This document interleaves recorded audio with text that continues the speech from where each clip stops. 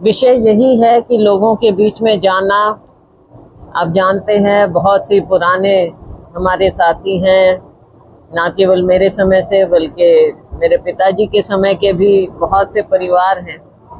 तो काफ़ी दिन से चर्चा थी कि आए यहाँ पर। तो आज हमने कोई वैसे राजनीतिक कार्यक्रम नहीं, लेकिन लोगों से मिलना जुलना, उनकी बातचीत सुनना, आज के जो हालात हैं उन पर चर्चा हो रही।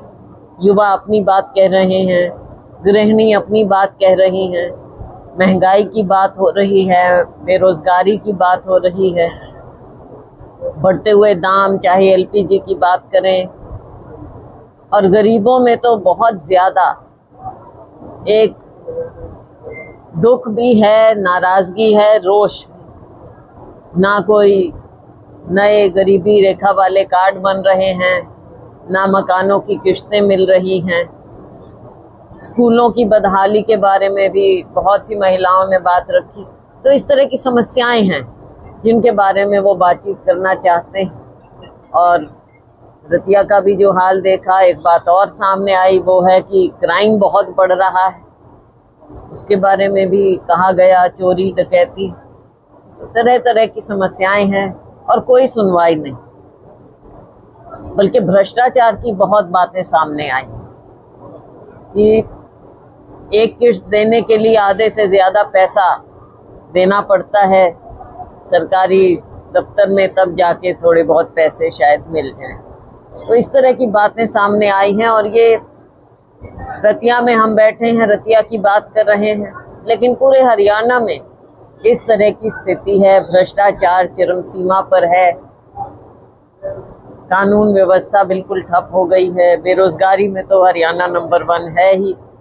बहुत सी बातें, लेकिन आकर लोगों से मिलकर, पुराने साथियों से, कांग्रेसियों से, कांग्रेस परिवारों से मिलकर अच्छा लगा उनकी बातें सुन।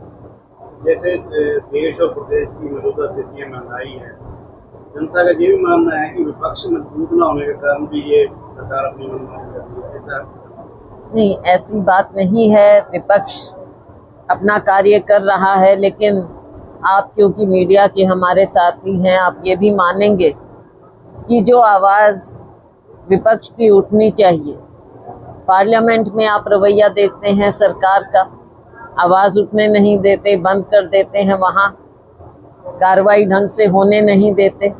समस्याएं विपक्ष सामने रखता है तो उस पर चर्चा नहीं करती सरकार, चाहे महंगाई की बात हो, चाहे दूसरी बातें। और फिर मीडिया पर जिस तरह का कंट्रोल किया हुआ है, जो मेन स्ट्रीम मीडिया है, आप देखते हैं रोज़ सारी दुनिया, सारा देश देखता है कि किस तरह से बहस की जाती हैं या कैसे एजेंडा सेट किया जाता है। तो विपक्ष मजबूत है, हम लोगों के बीच में जाकर बात रख रहे हैं। बेशक मीडिया को आज़ाद नहीं छोड़ना चाहती सरकार, और मीडिया को उसको भी अपनी गिरफ्त में रखना चाहते हैं। तो लोगों की आवाज़ उठा रहे हैं। और आपने उसकी एक और बात देखी कि राहुल जी जिस प्रकार से लोगों की बात को, जनता की बात को उठाते हैं, उनकी आवाज़ दबाने का प्रयास है, कांग्रेस की आवाज़ दबाने का प्रयास है, सोनिया जी की आवाज़, क्योंकि ये लोग जनता की बात को उठाते हैं। लेकिन चाहे हमारा मोहल्ले का या बूथ लेवल का कांग्रेस वर्कर हो, या हमारे आला नेता हो, राहुल जी, सोनिया जी, हमारी आवाज़ कोई दबा नहीं पाएगा। मजबूत मानते हैं क्योंकि गुटबाजी की बात छोड़ो, विचारधारा की विचारधारा बयान अभी भी विचारधारा सही है। जब देख रहे हैं, कई कार्यकर्ता अभी भी एक मंच पर नजर नहीं आते। देखो, बात यह है कि आस्था तो कांग्रेस पार्टी में है। कुछ समय से कुछ बातों की कमजोरी जरूर आई, ये मैं मानती हूँ, और ये मैंने पहले भी सार्वजनिक रूप से माना कि जो हमारा संगठन नहीं बना, उससे कहीं ना कहीं कार्यकर्ताओं के मन में थोड़ा एक क्या कहेंगे, निराशा हुई।